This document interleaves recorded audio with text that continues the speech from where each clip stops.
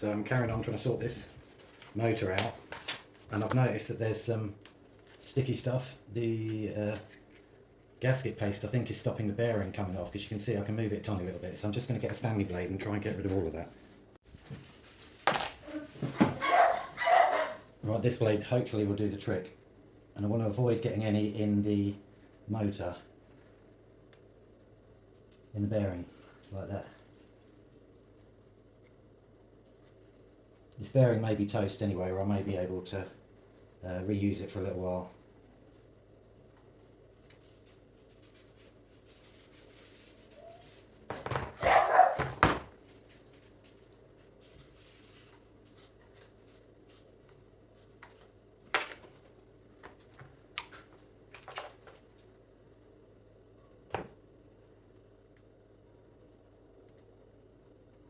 Oh, there it is, that's starting to come off now. It's really good. I want it to come off in big bits.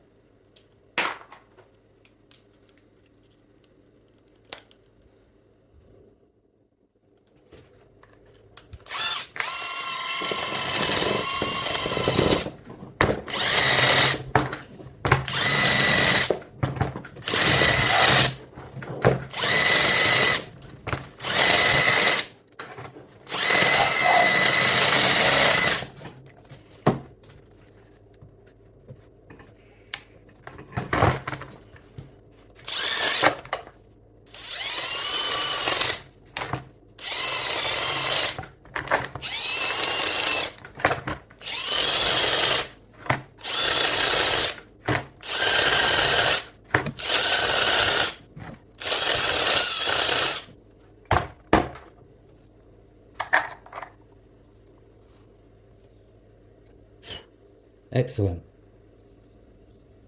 It's a bit knackered, but it's not as bad as it could be. I'm very pleased to say I kept the old bearing, and it's in better condition than the new one, so I'm going to be reusing the old one. That now is the real pain in the arse job, which is trying to get the wires out. I'm going to have to cut the green one and try and get the green one pulled out through the inside, and then that might give us space to do what we need to do. You will notice I used a load of that goo there, which may be a bad idea, but it's probably going to take me a while to get it off. I'm just going to start. By just trying to get rid of some of this stuff, the sticky goo. Just to show you, that's the stuff I bought, and that is very high quality, very sticky indeed.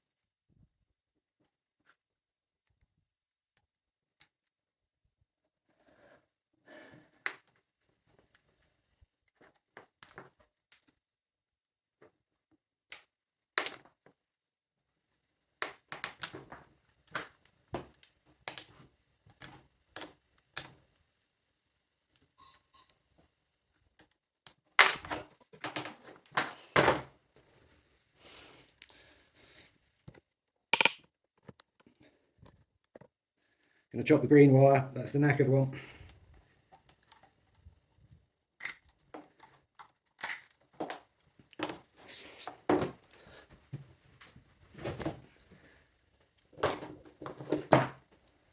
Now we've got to try and pull the green one through from the inside.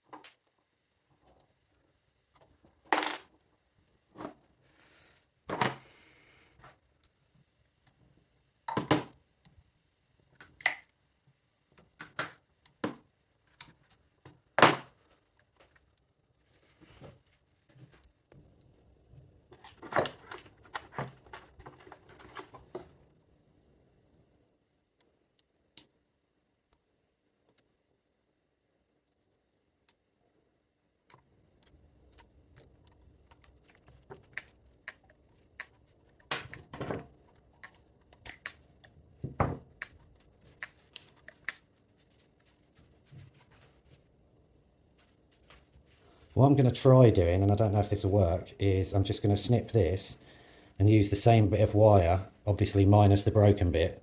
That's where it's broken, and we'll just try pushing that straight through, see if it works.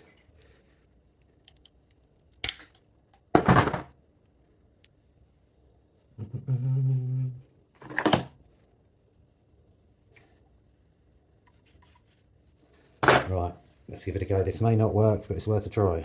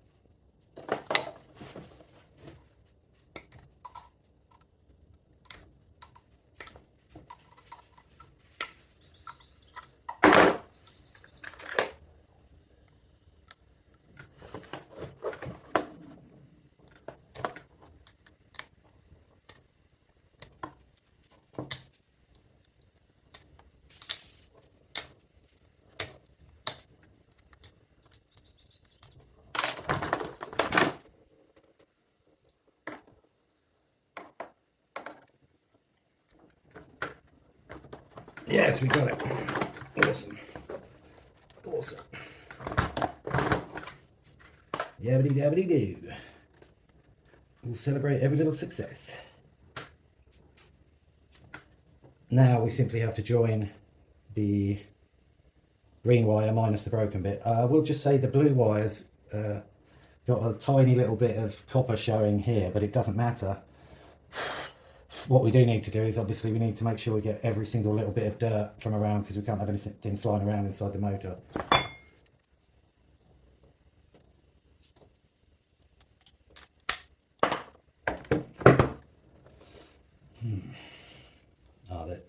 Let's take it off a bit shorter.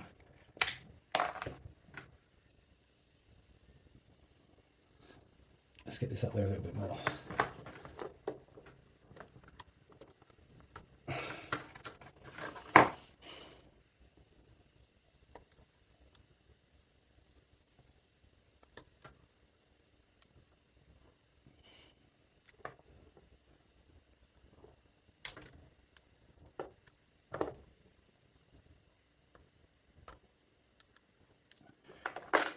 Right, there's some more where it's knackered, so we'll chop that off there.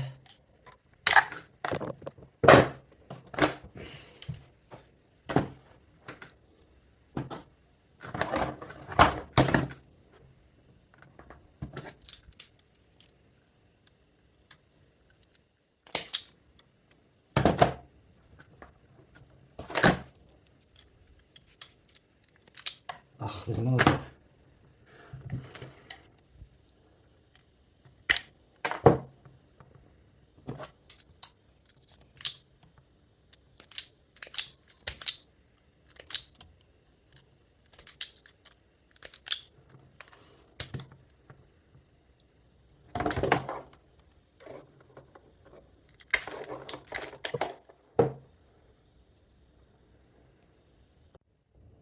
don't have any gas to solder the connections together, so I'm just going to use a connector block.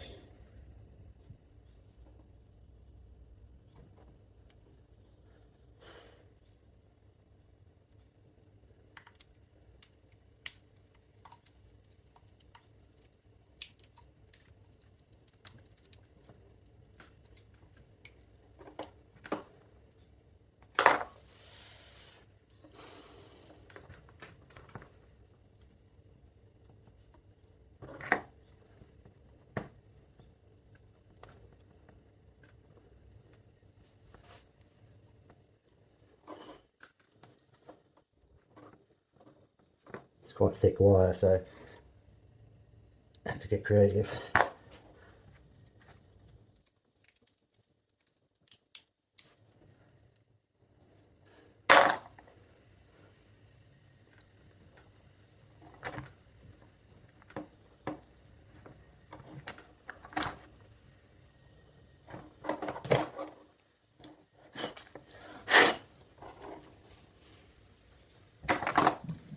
Right, so that's basically the repair done on the wire. So what I'm going to do off camera is try and get all the dust and stuff out of it, and then I need to clean all the stator and get rid of the rust. But that's fine. I will put a blob of the stuff on just inside there. There's a bit where the cable's coming apart, not coming apart, but the sheath's coming off the cable a little bit, but it doesn't matter because nothing's touching anything.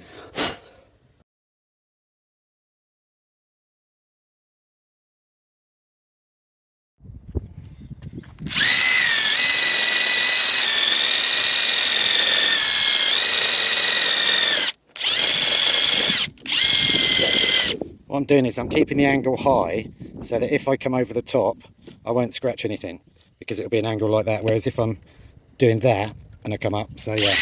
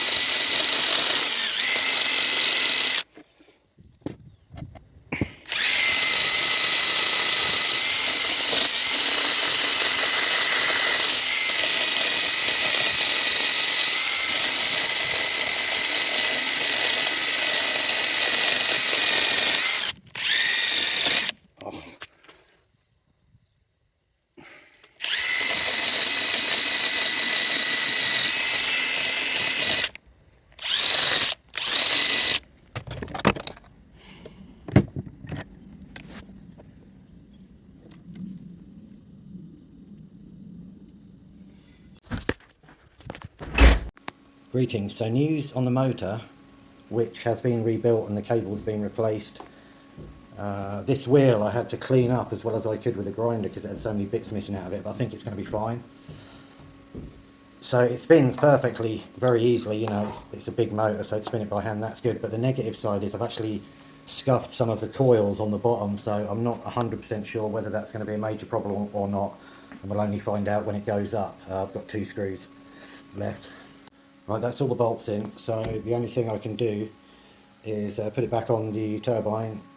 It's going to be mega windy, so I'll have to try and put the bigger gear on the turbine side, and I'll let you know when it's fitted and hopefully get a run this weekend. Like I say, the scuffed coils may well be a problem because I looked at them closely and there's definitely some exposed copper there. It might work fine until it hits a certain power level and then it might just stop working. That bearing is out, and I actually reused the old one from this motor, which is in pretty good condition. It was the one on the other side that needed replacing at the time, but I just did both of them. I would have been quite happy to use this, the 1 kilowatt motor, but it would have taken too much of a workaround because of how much shorter the spindle is and a lot thinner. So anyway, that's one for the future. That's still there and still working properly. So I'll update you when it's fitted on the machine and how I think it's going to go. Cheers. Greetings. So the motor is in. I've got some chains being well oiled up. The new cables fitted in. Removed the LEDs because they're not working properly. Like I say, the problem with the motor is that there's a couple of coils with bits of bare wire on where they got scraped because I was just in too much of a hurry, so that's annoying. May find that the turbine starts working and then just stops working completely. Sorry, I'll have to shout because of the wind. And those blades have come off, so it's just the 3.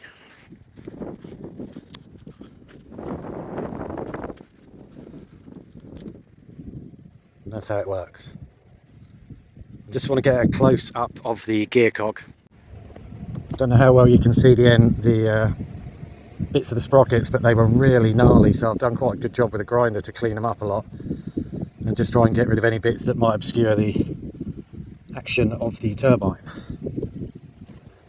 So hopefully you see it and it'll be going up very shortly, and hopefully we'll make some juice.